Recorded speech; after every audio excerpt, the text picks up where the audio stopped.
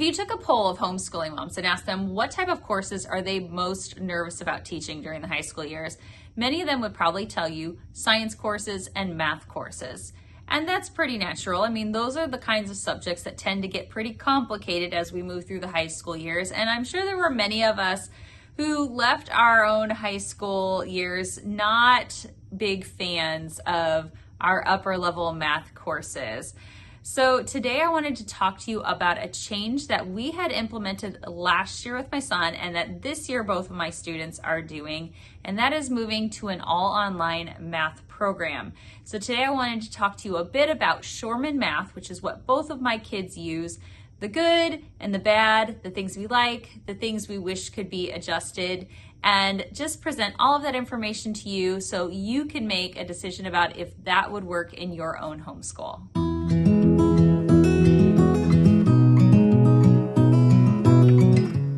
Hey guys, welcome back to my Practically Imperfect Life. If you're joining me for the first time, welcome to my channel.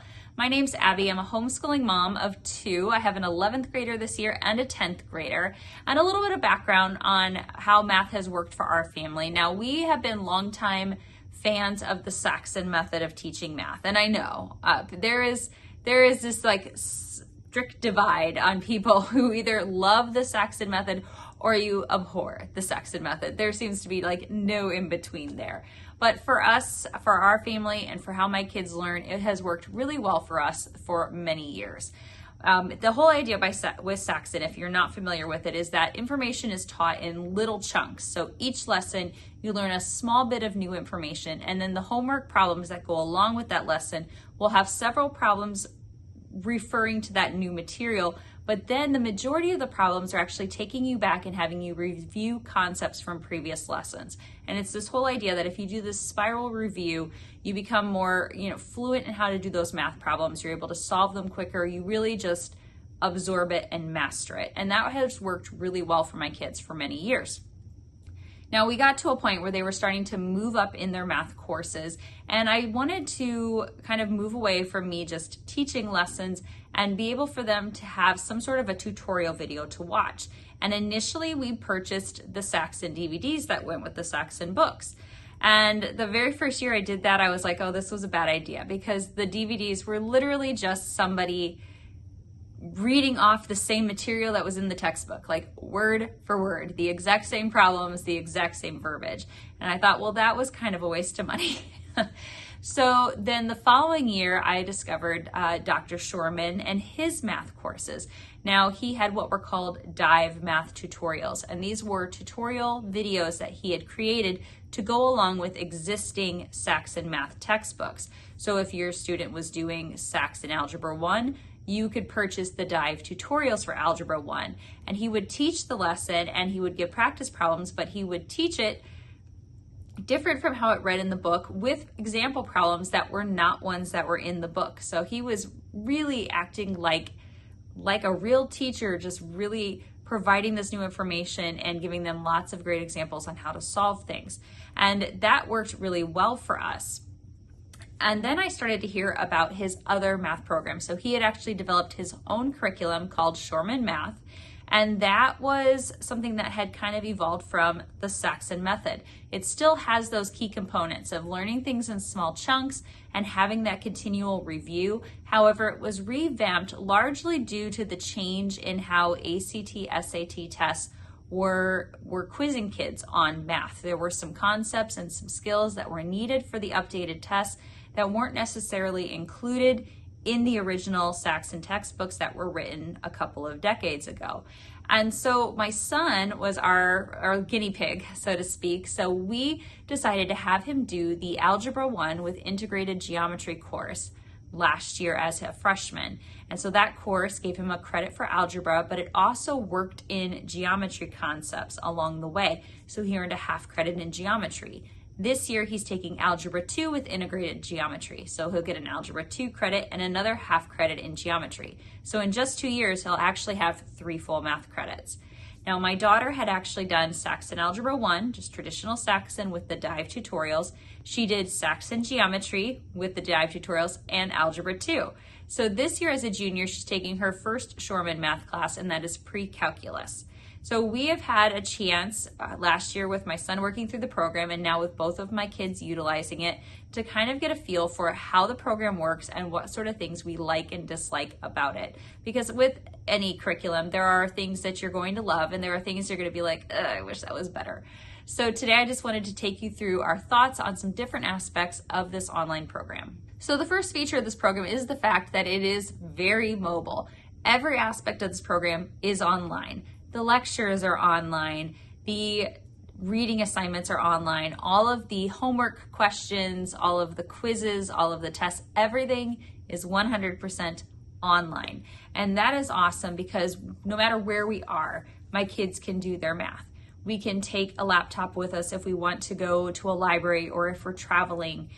They can take a laptop upstairs and they can, easily sit on one of the couches or recliners and work on their math lecture. They could take it outside on a nice day. It's just nice to have it mobile.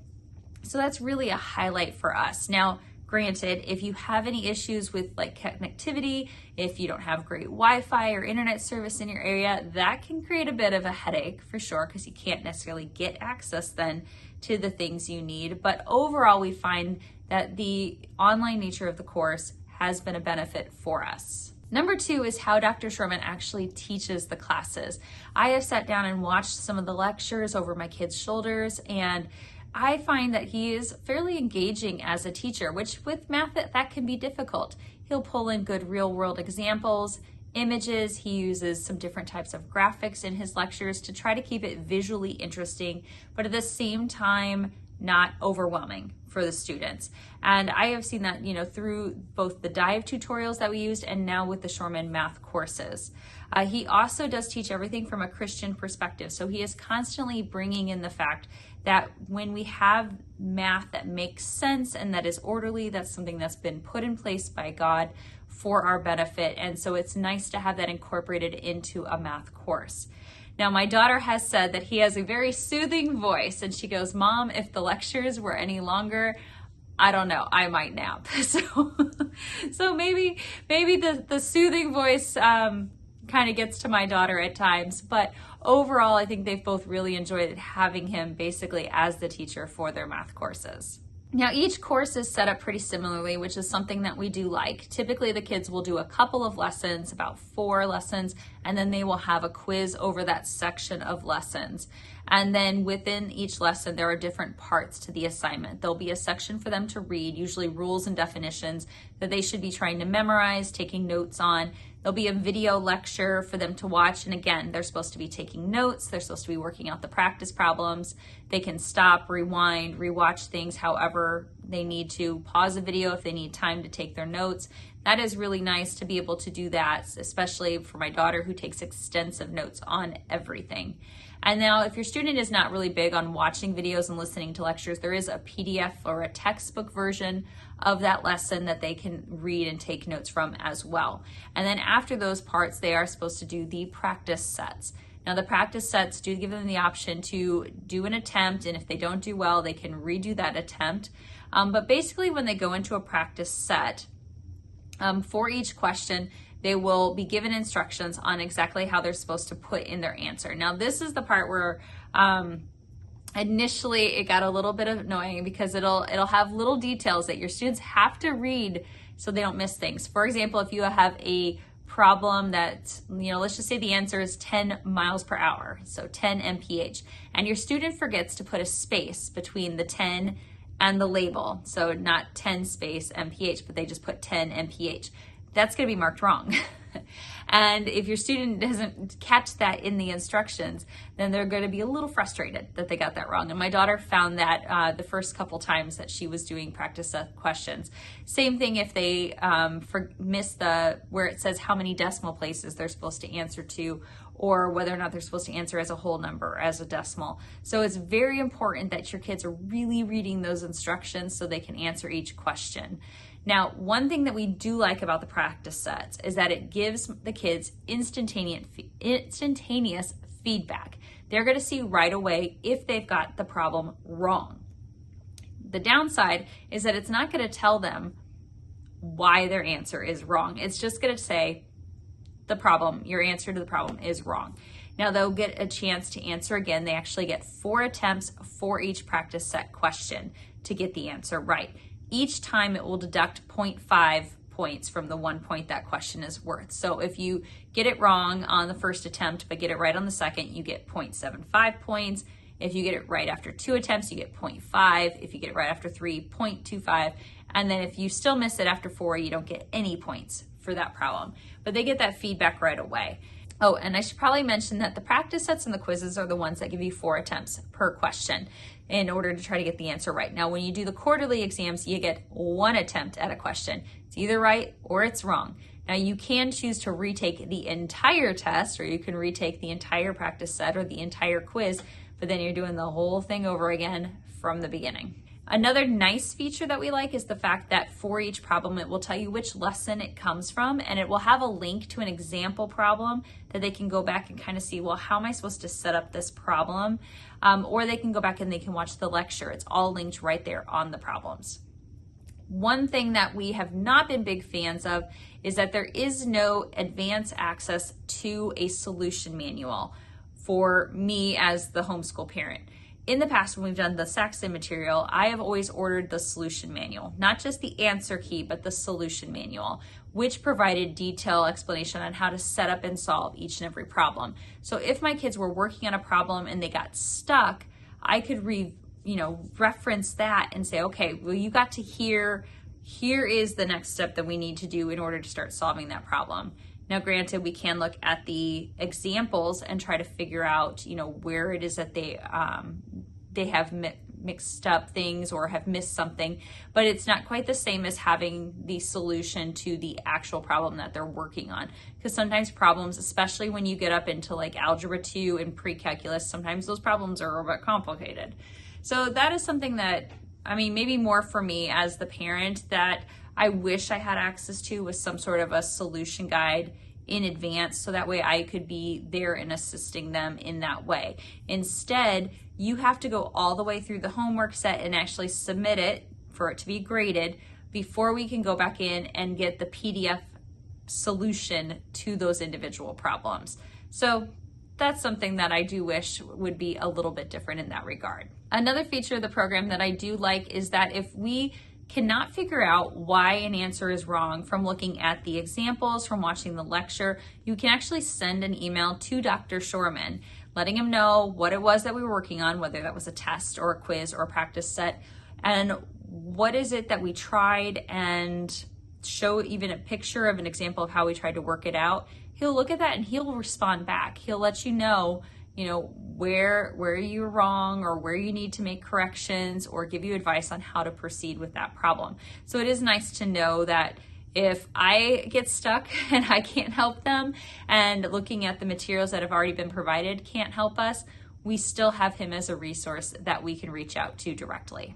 One thing that's really been hard for me is this whole concept of not necessarily having all of the work written out all the time. Now, in the instructions that Dr. Shormann provides, he does say that the kids should actually be writing out and showing their work for all of their problems. And when we were using Saxon Math, I did make my kids do that. I always said, you need to write out all of your work. You need to show all of your work. And that was so when I was grading things, it would be easier for me to find where it was they went wrong. So again, I could kind of reference back and tell them like, hey, you got this answer wrong, but here's the point in your problem solving where you made a mistake. So look back to here and see if you can correct it the rest of the way. Now, my son is one of those who does a lot of his math mentally. He is so big on just, I think he visualizes it like in the air. He can like see the numbers moving around, and that's how he solves the majority of his math problems. Now, we have really been working, as he's moved into higher levels of math, having him work on showing his work, even if it's just on scrap paper, so that way we can see how he is setting things up. But he is uncannily good at getting the questions right without having to write it all down. Whereas my daughter still likes to write out all of the problems and show all of the steps. So for me, it's a little weird to just not have that be an automatic thing, having, all of the problems written out. And again, if they're telling me that they're stuck on something, they can't get something right, if they haven't written it all out on scrap paper, I have a hard time kind of finding out where it was that they took a wrong turn and giving them that guidance and direction. All right, another great feature of this course is that it is auto-graded. It's all graded. The homework is graded, the quizzes are graded, the tests are graded.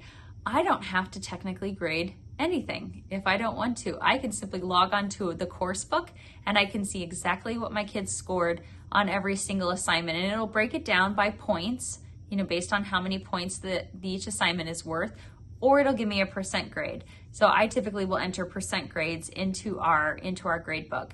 Now, the way that the website sets up their overall grade is it says practice sets are worth 30%, quizzes are worth 30%, tests are worth 40%. Now, I break things down a little bit differently on my personal grade book, but I just take those percentages and I enter them into my grade book and have them weighted the way that I have chosen to do that. But it is kind of nice to be able to just look on there and have that all graded. And again, the kids will be able to check their answers as they enter in each question, whether that is for a practice set question or a quiz or a test. And they'll be able to get that instant feedback about whether they are right or wrong. So it is really nice in that regard. It'll just give that question right away. Now, on the flip side, the online grading has its quirks, or I don't want to say bad things, but things that I don't particularly love about it. So you heard me mention earlier that if the kids do one small mistake, like forget to put a space between the answer and the label, like I used the example of 10 miles per hour. If they forgot that space, it's going to mark that question wrong. Okay, well, in my mom mind, that's not wrong, right? So when I go back through each day and I'm looking at the score they have, I actually am having to open up each assignment and go through to recheck those ones they missed and see if that initial mark wrong was for something, well, that in my mind was kind of stupid. Did they miss 0.25 points because they simply forgot the space on that one? And if they did, I want to give them full credit for that. So I will make that change in how it's graded when I put it into my grade book. So I am having to refigure the grade to enter it in. Now, if I want to have it changed on the actual Shormann website, there's a big long form I have to fill out to send in to get the grade changed. And I'll tell them basically what you want the grade to be, and they'll change it, but it's going to take a couple of business days. So it's a little bit of a hassle. I can't instantaneously go in and correct it. And I kind of compare it to the BJU Hub. If any of you use any of the BJU like distance learning courses, like my daughter did this with history, I could go into the grade book. I had a login that was just for me as the parent. I could see her grades and I could go through and I could adjust them. Like if she had misspelled something on a test and it was still right, but maybe she was like one letter off, I could just go right away and change that grade, and then it was part of the grade book. But it's a little more complicated with the Shormann Math, again, with having to fill out this whole form, send it in, and then wait for them to change it. So I have found that to be a little less of a time saver than I was hoping it to be, because I am having to go back through and scan each individual lesson to kind of look for, little things like that may have deducted points for them when I don't really feel like the deduction was necessary. So pros and cons to the online grading. Another facet of this program that we have liked is that it really does encourage my kids to be more independent in working on their math subjects. They sit down, they log on. Once they have learned how to navigate the course, it's easy for them to find where it is that they're supposed to be for the day. Easy to follow instructions as far as, hey, read this, review that, watch this, do these problems, submit. Once your kids get used to doing that, they can pretty much do that portion of it on their own. So especially if you're trying to encourage your older teens to take more accountability for working on their subjects and do some more independent work, it's a really nice transition having them do this type of a program. Now, another thing to consider are the length of the individual lessons, how long the homework will take you, and really how long will this stretch out over the course of the year. Now, again, we were used to using Saxon, which has typically about 120 lessons, and then about every 5 lessons you'd have a test to do. Whereas with the Shormann Math, at least the courses my kids have done so far, there's about 100 lessons, and then there's the quizzes at the end of, every fourth lesson, there's a quiz, and then there are 4 quarterly exams. So my son was actually able to finish up math really early last year. Like, he was done before the end of April. And that was great because he just did, 1 assignment a day and kind of got through it. Now, Dr. Shormann recommends, in a lot of his information he puts out there, that kids kind of give themselves a bit of a time limit. If you find that you're spending more than an hour and a half on math on a given day, pause where you're at and pick it up the next day and then continue working from there, or stretch things out over multiple days if you need to. And I think there's pros and cons to that. My kids would definitely not prefer to do that. They like to complete what it is they're working on that day and be ready to move on to the next thing the next day. I think for them, the idea of, hey, I'm almost done with this assignment, but tomorrow I'm gonna have to pick it up, finish it, and then start working on the next one, it just kind of messes with how, their rhythms work. But you could do that. You could easily have a student, give themselves a time limit, and if they get stuck, go ahead and pick up on it the next day. So there's not necessarily that pressure like, hey, if I don't finish this all in one day, it's the end of the world. No, you can simply pause where you're working at, come back to it the next day, and then when you're all done with the homework assignment, submit it at that point. And as a parent, I can actually go in, I can see the exact time that my kids started the attempt at a test or a quiz or a homework assignment, and I can see when they finished it. So if they needed some extra time to get something done, I can see that and I can adjust my planning accordingly. Now, the other thing with regards to timing is that the lessons are going to vary in length. Usually about the first 25 lessons are heavy on the review. And so the lectures are quite a bit longer. My daughter, her very first day of pre-calculus, there was a 20-minute intro lesson and then like another 25-minute lesson for the actual work for that day. And so she was watching videos for about 45 minutes just on the day 1. And then she had the homework on top of that. So her pre-calculus course took her that full hour and a half at least that first day. Now, on the flip side, the lectures might be longer for those first 25 lessons, but the homework tends to be a little bit easier or go quicker simply because they are reviewing concepts. And review is important, right? Especially if you take gap in the summer. We all know about that brain dump that happens in summer. So having that review of the things that were learned in the previous course, making sure that they've got those skills really mastered before we're introducing new topics is important. And so again, those first 25 lessons or so are going to be longer, but the homework should go quicker. Now the homework is 20 questions, at least every homework assignment my kids have had in these courses has been 20 questions. That doesn't change. Now, as you start to move in the new material, the lectures get shorter because they're introducing more complex topics or something that's new. And again, kind of following that Saxon mentality, we're going to introduce a small amount of new material each day. And then they are going to have the full 20 question homework problems. So those homework problems will probably take a little bit longer, but the lecture will be a little bit shorter. So either way, higher level math, you probably do want to plan for at least an hour a day for your students to be working on it, simply because it's just a harder subject. And things do get a little tougher as we move through high school, and your kids are going to have to put a little more effort into those courses. So all in all, our experience with Shormann Math has been a good one. Again, my son was our guinea pig his freshman year. He took that Algebra 1 with integrated geometry course. He really liked doing the work online. I really liked the grading that first year. And like I said, it does require me to kind of go in and double check things to make sure that it's being graded kind of the way that I feel it needs to be graded, but I could choose to be totally hands off and just take the grade that's listed on there and plug that into the computer if I wanted to. And we liked it well enough to have my daughter transition to using that this year. And pre-calculus, for sure, it's kind of it's starting to get into that scary math, right? I haven't done pre-calculus myself since my junior year of high school. I did pre-calculus my junior year and calculus my senior year. And, it was scary for me to think about having to go back and be prepared to teach that. And so this was a nice option. Here I've got, a great math professor teaching her how to do these problems. I have all of these resources that are right there at her fingertips at the website.